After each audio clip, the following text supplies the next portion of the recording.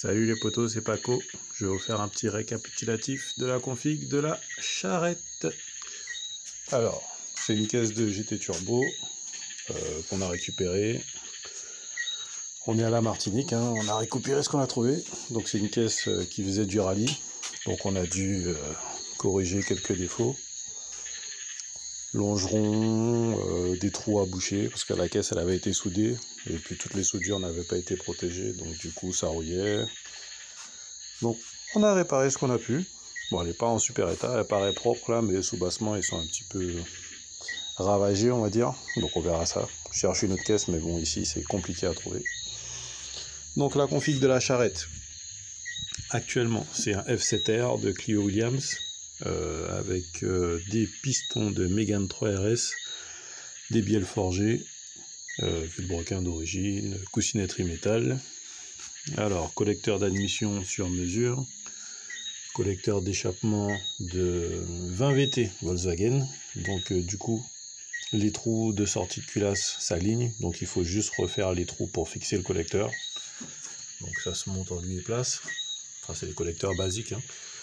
Avec un turbo, là c'est le troisième turbo qu'on met dessus, bon, je vous expliquerai pourquoi après.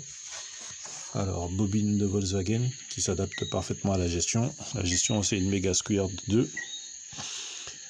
Échangeur RO, bon, ça a un peu tout démonté là, mais échangeur RO. Injecteur 750.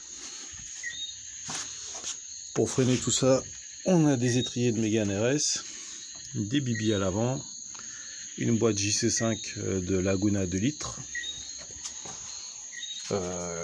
Pour refroidir l'échangeur, on a un radiateur séparé pour l'échangeur RO avec son spal, le radiateur d'origine pour l'eau, un petit radiateur d'huile qu'on n'a pas encore branché, on fera ça après le rodage, un alternateur de Clio 1,9 litre diesel avec plus d'ampérage. Quoi d'autre? Train avant de Clio Williams, donc du coup le berceau, triangle, cardan. Donc il y a beaucoup de carrossage, donc on va essayer de corriger avec des Magic Cumber, mais c'est pas sûr que ça le fasse. Donc on verra ça par la suite. Donc le moteur provient d'une caisse de Williams que j'ai acheté, qui était vraiment pourrie, qui dormait près de la mer depuis 10 ans. Donc on a pu récupérer que le moteur, berceau, l'intérieur. Du coup j'ai monté l'intérieur de la Williams. Alors le tableau de bord se monte, hein. En fait une Clio c'est une grosse Super 5, hein, donc sur la largeur c'est pareil. Pour monter ça il faut juste couper un peu sur la casquette. J'ai gardé la console du GT parce que c'était plus pratique pour moi. Sinon banquette avant, banquette arrière de Williams. Bon, il manque des garnitures de porte, mais ici c'est compliqué à trouver. Mon petit volant Stuning avec le quick. Voilà, il se verrouille. Bon, la crémaillère elle n'est pas branchée, enfin elle n'est pas connectée, donc ça tourne un peu dans le vide. Alors, un petit peu de son, hein, c'est normal, hein. On est au bled. Alors, l'échangeur RO il est alimenté en eau fraîche par une glacière dans laquelle je peux mettre 4 bouteilles d'eau glacée. Donc ça permet de faire descendre la température d'eau. Température d'admission surtout très rapidement, donc on tourne aux alentours de 30-32 degrés, même s'il fait très chaud à l'extérieur. Donc voilà, ça c'est le résumé dans les grandes lignes. Alors pourquoi 3 turbos? Le premier turbo c'était un GTX 2863R qui a cassé. Donc du coup quand il a cassé, origine inconnue, enfin je sais pas pourquoi il a cassé, mais bon, le truc était neuf. Donc on a monté un 3076 qui a cassé après une grosse axle. Donc du coup là j'étais un peu inquiet. Donc après m'être vraiment documenté, demander aux copains qui avaient déjà fait le montage, il s'avère que mon retour d'huile était trop petit. Retour d'huile de turbo. Du coup sur le premier turbo c'était ça, donc vraiment trop petit. Sur le deuxième c'était un petit peu plus gros, mais pour rentrer dans le carter d'huile j'avais fait un système de banjo, donc trop petit. Donc du coup pour le troisième et le dernier j'espère, utiliser un petit truc de bricolage, de jardinage, diamètre extérieur 19, intérieur c'est du 16. Et du coup, j'ai percé directement le bloc au niveau du trou qui se fait pour le retour des blocs diesel. Et ça va tomber directement dans le bloc.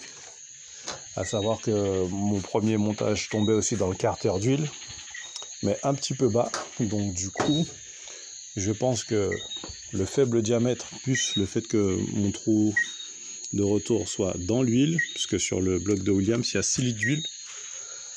Donc du coup, ça faisait beaucoup de restrictions. Donc le turbo ne pouvait pas refouler son huile normalement. Donc du coup, ça prend de la pression, ça remonte dans les joints, et puis ça sort là où ça peut, par l'échappement. Donc 2 turbos HS. Là, c'est le troisième, c'est un G25. Donc on espère pas le casser, hein, parce que ça coûte un petit peu de sous. Et puis on espère qu'il fera le taf. Donc là, j'attends des V-bandes pour pouvoir reprendre la descente, remettre la wastegate externe. Et puis bon, on espère redémarrer d'ici 15 jours. Tout prend du temps à arriver ici, donc voilà, vous aurez des petites news au compte-gouttes. Et puis voilà, non... oui, pompe à eau électrique, tiens, voilà un détail intéressant. Donc pour ceux qui peuvent, bon, c'est vraiment bien. Donc c'est une Craig David, donc la pompe à eau électrique. On supprime le Calorstar. Elle a un contrôleur intégré qui permet de faire tourner le ventilateur. Alors ça, c'est les premiers modèles. Les nouveaux modèles ont un contrôleur digital.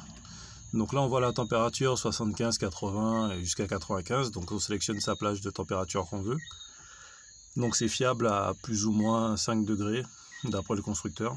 Donc du coup, l'avantage de la pompe électrique, c'est quand vous roulez, vous tirez la bourre, vous arrêtez à un feu rouge. Même si le moteur il tourne au ralenti, la pompe, elle a la capacité de tourner à plein régime pour refroidir. Et puis, c'est top, hein, c'est top. Donc quand vous démarrez, c'est des séquences de 30 secondes, ça laisse passer, ça tourne pendant 30 secondes, ça s'arrête, ça stabilise la température. Et si c'est vraiment trop chaud, ça déclenche le ventilateur, et puis c'est vraiment autonome. Donc du coup, par contre, il faut un gros alternateur, parce qu'il y a la pompe à essence 340 litres AEM, il y a la pompe à eau électrique, il y a la pompe pour l'échangeur, qu'est-ce qu'il y a encore? Il y a la pompe, il y a une première pompe dans le bac qui permet d'amorcer le circuit d'essence. Et puis, ouais, je pense que c'est tout, hein, en termes de consommateur d'électricité. Ouais, c'est tout. Ah oui, les spals. Donc un spal pour le radiateur d'air et puis un spal pour le radiateur RO. Les fils de bougies, des fils de bougies Volkswagen de Golf GTI. Donc c'est les seuls qui arrivent au fond de la culasse. Enfin, que je puisse trouver ici sans avoir à commander. Et puis un boost contrôleur. On va pas le brancher. Au début, on va essayer de tourner à la pression de 800 grammes. C'est la pression de la wastegate. Donc ça va nous permettre de faire des essais et puis de corriger les défauts du châssis. Donc on va certainement essayer de relever un petit peu l'arrière. Parce que quand on a fait l'axel avec le 3076, même s'il n'y avait pas beaucoup de pression, on tournait à 600 grammes, 650 grammes.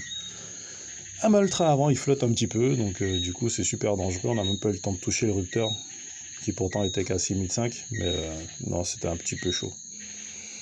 Donc voilou.